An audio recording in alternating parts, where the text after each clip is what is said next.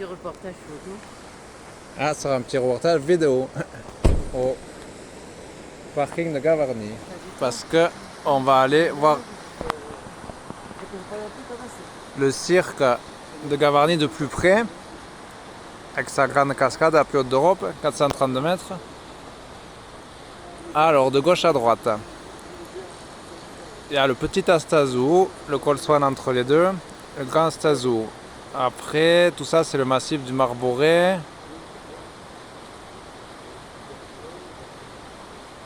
Il y a le pic de la cascade et je sais pas les deux, je suis pas allé tous, je suis allé que au Grand Astazou sur la droite et au col Swan. Mais bon, ce sont les pics du Marboré. Après, il y a l'épaule du Marboré, celui qui est droit, qui fait un angle droit qui descend. C'est toujours le Marboré après tout ça. Marboré, c'est comme le marbre. Bon, après, sous les nuages, vous ne voyez pas, mais il y a le casque du Marboré, la tour du Marboré. Et après, il y a le taillon, mais il est trop à droite pour qu'on le voit parce que c'était pour un rocheux.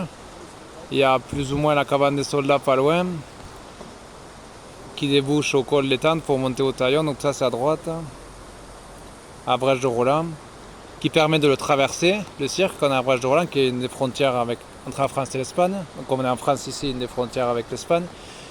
Gavarnie, c'est en France, au-dessus de Lucens-Sauveur, dans les Hautes-Pyrénées, 65e département français. Et donc, on peut aller en Espagne, il y a des randonnées aussi. Mais il y a plus d'Espagnols qui montent d'Espagne que de Français qui descendent. À Brèche de Roland, aux alentours du Taillon. Et donc, après, quand on traverse le cirque, ça permet de faire le Mont Perdu, mais qui est derrière, qui est en Espagne d'ailleurs, le Monte Perdido. Il peut se faire par Brèche de Roland. Les guides de Gavarnie disent 2 jours, et pour l'avoir fait à pied, on va dire un jour, ce que j'avais fait moi. J'étais parti de Gavarnie et j'avais dormi au pied du Mont Perdu, vraiment, mais vraiment au pied, c'est-à-dire qu'après, il me restait 2-3 heures de marche pour le Mont Perdu. Et j'étais revenu et j'ai bivouaqué 2 nuits. Donc ça m'a pris aller-retour 3 jours. Donc effectivement 2 jours pour y aller. C'est ça le temps qu'il faut. Et les guides, ils doivent dormir quelque part au refuge des Saradais, mais ça fait encore une autre route depuis le refuge des Saradais au pied de la Brèche de Roland. Parce qu'après il n'y a plus rien, il faut bivouaquer. Je sais pas où ils dorment. Sinon ils dorment au refuge de Goris qui est au pied du Mont Perdu. Ça fait redescendre, j'ai pas envie d'y aller. J'ai pas envie de redescendre, c'est pas naturel de redescendre quand on est en montagne. Donc c'est pour ça que j'ai bivouaqué. Mais les guides en sortie bivouaquent eux-mêmes, oui, mais avec des clients non. Donc il doit falloir rejoindre pour accompagner des gens le refuge de Goris. Donc bref, donc voilà, on va faire ça. Et ça c'est le pic de la Palue, ici. La maison du parc national des Pyrénées. Oui, Gavarnie c'est non seulement un parc national, parce qu'il y en a plein dans le parc national.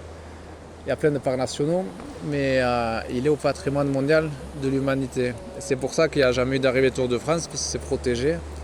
Donc on ne peut pas y accéder facilement. Et ça, même si on a Gavarnie, c'est gave de peau.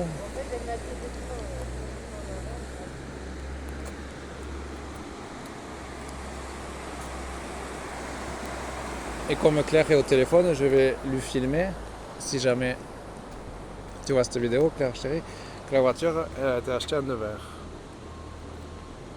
Quand j'ai vu Bourgogne-Franche-Comté, je me suis dit tiens, région Bourgogne-Franche-Comté.